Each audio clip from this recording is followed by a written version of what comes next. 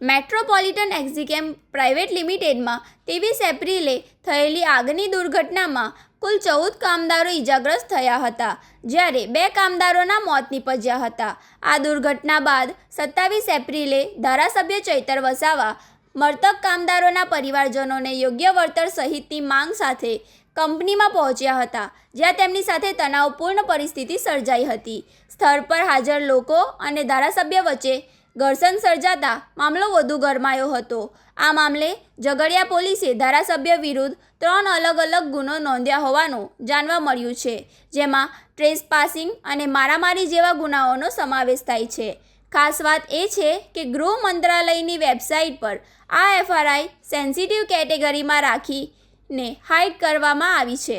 હાલ સુધી આ ફરિયાદને લઈને પોલીસ તરફથી કોઈ સત્તાવાર નિવેદન આપવામાં આવ્યું નથી. બીજી તરફ ચૈતર વસાવા તરફથી પણ કોઈ ઉલ્લેખનીય પ્રતિક્રિયા આપવામાં આવી નથી. અત્રે એ વાત ઉલ્લેખનીય છે કે કંપનીમાં ધારાસભ્ય ચૈતર વસાવાએ મૃતકના સંબંધીને લાફો ઝીકી દેતા ઉહાપોહ મચ્યો હતો અને આ સમગ્ર ઘટનાનો વિડીયો પણ વાયરલ થયો હતો. ત્યારે હવે આ મામલામાં પોલીસ તપાસનો ધમધમાટ જોવા મળી રહી છે. ઝઘડિયા કંપનીમાં લાગેલી આગની ઘટનામાં મૃતકો રાકેશ વસાવાના પત્નીનું નિવેદન સામે આવ્યું છે. મૃતકના પત્ની રેશમાબેન વસાવાએ પોલીસ, રાજ્ય સરકાર અને કંપનીનો આભાર માન્યો હતો. આગની ઘટનામાં મૃત્યુ પામેલા રાકેશ વસાવાના પરિવારે વળતર માટેની ન્યાયની માંગણી કરી હતી. આ ઉપરાંત કંપનીના મેનેજિંગ ડિરેક્ટર રાજીવ શેઠે પણ નિવેદન જાહેર કરી તમામ કામદારોની સારવાર વિવિધ હોસ્પિટલોમાં ચાલી રહી છે. જ્યાં સુધી કામદારો સાજા નહીં થાય ત્યાં સુધી તેની સારવારનો તમામ ખર્ચ કંપની ઉપાડશે. પોલીસ FIR તથા MLA ચૈતર વસાવાએ નિવેદન આપ્યું હતું કે ઝઘડિયા પોલીસ લાજવાને બદલે ગાજી રહી છે. પોલીસ શરૂઆતના 5 દિવસ સુધી ફરિયાદ નોંધી નહીં. ગઈકાલે ચૂંટણીનું રિઝલ્ટ આવ્યું અને આજે મારા પર 3 FIR કરી છે. જેલથી અમે ડરતા નથી. કામદારો માટે લડતા રહીશું. જેલમાં જઈશું પણ ન્યાય તો અપાવીને જ જઈશું. પરિવાર સાથે અન્યાય નહીં થવા દઈએ. હું એની ખાતરી આપું છું.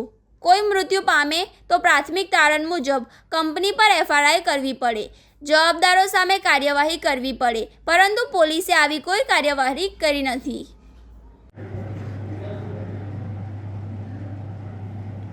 હું વસાવા રેશમા રાકેશભાઈની પત્ની, જે કંપનીમાં કામ કરતા હતા, તે ઘટના બની હતી આગની.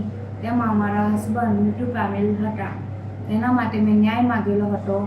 ન્યાય માટે વળતર જે મેં માગેલું હતું તેમાં કંપની દ્વારા, પોલીસ દ્વારા અને ગુજરાત સરકાર દ્વારા જે માંગ હતી તે મેં સલાહથી પૂર્ણ કરવામાં આવી છે. તેટલા માટે હું પોલીસની, ગુજરાત સરકારની અને કંપનીવાળાનો આભાર માનું છું. હું રાજીવ નગીનદાસ શેઠ, મેટ્રોપોલિટન એક્ઝિકેમ પ્રાઇવેટ લિમિટેડનો મેનેજિંગ ડાયરેક્ટર. અમારે ત્યાં જે 23 તારીખના અકસ્માત થયો હતો તે બાદ 15 વ્યક્તિઓને તરત જ વિવિધ હોસ્પિટલમાં દાખલ કર્યા હતા, જે માટે મને પોલીસ પ્રશાસન તથા રાજ્ય સરકારશ્રીને ઘણું જ સારું માર્ગદર્શન મળ્યું છે. આ તમામની સારવાર અલગ હોસ્પિટલમાં થઈ રહી છે. જે વ્યક્તિઓ મૃત્યુ પામ્યા હતા એમના માટે અમને ઘણું જ દુઃખ છે અને ઘણી સંવેદના છે. અને આ બાબતે અમને અને એમને પૂરતું કોમ્પન્સેશન આપવા માટે અમને પોલીસ પ્રશાસન તથા ગુજરાત રાજ્ય સરકારની ઘણું માર્ગદર્શન મળ્યું છે. જે દર્દીઓ સારવાર હેઠળ છે એમની પહેલા દિવસથી પ્રોપર સારવાર થઈ રહી છે. તમામ પૈસાની ચૂકવણી થઈ ગઈ છે અને એ સારવાર જ્યાં સુધી સાજા નહીં થાય ત્યાં સુધી થતી રહેશે. ઝઘડિયા GIDCની metropolitical chemical private limited company, જ્યાં 23મી તારીખના રોજ એમની બેદરકારીના લીધે આગ લાગી. 16 જેટલા કર્મચારીઓ ગંભીર રીતે દાઝી ગયા. એમાં 2 કર્મચારીઓના હમણાં મૃત્યુ થયા અને એમના પીડિત પરિવારોની સાથે અમે કંપની પર એમના કહેવા પ્રમાણે અમે ગયા અને કંપનીને કીધું કે ભાઈ આમને માનવતાની રીતે આપણે મદદરૂપ બનવાનું છે. એમની પોલિસી કે એમની કોઈ પણ વ્યવસ્થા આપણે કરી આપવાની છે. ત્યારે ત્યાંની પોલીસે 5 દિવસ સુધી કોઈ પણ જાતની FIR આ કંપની પર કરી નથી અમે ગયા બાદ પ્રશાસન દ્વારા આ કંપનીને બંધ કરવા માટેની નોટિસ એમણે આપેલી છે ને સંતોષ માન્યો છે. સવાલ એ થાય છે, કોઈ પણ ઘટના ઘટે, કોઈ મૃત્યુ પામે તો પ્રાથમિક તારણ મુજબ એવી કંપની પર એફઆઈઆર કરવી પડે, 0 હોર્સથી એફઆઈઆર કરવી પડે અને જે પણ જવાબદારો છે એની તપાસ કરીને એમના પર યોગ્ય કાર્યવાહી કરવાની જોગવાઈ હોય છે, જે પોલીસ પ્રશાસન દ્વારા કરવામાં આવેલ નથી.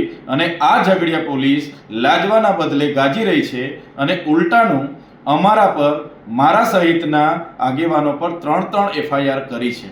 અને એ એફઆઈઆર પણ ગઈકાલના રિઝલ્ટ આવ્યા બાદ આજે કરી છે કે આ ચૈતરભાઈને પર એફઆઈઆર કરો એટલે એ ડરશે, દબાશે અને પછી આગળની કાર્યવાહી બધી ઠપ થઈ જશે અને અમે કંપનીવાળાને બચાવી લઈશું, એ પોલીસનું માનવું છે. ત્યારે અમે પોલીસના એ અધિકારીઓને કહેવા માંગીએ છીએ, તમારી આવી ખોટી એફઆઈઆરોથી, તમારી જેલોથી અમે ડરવાવાળા લોકો નથી.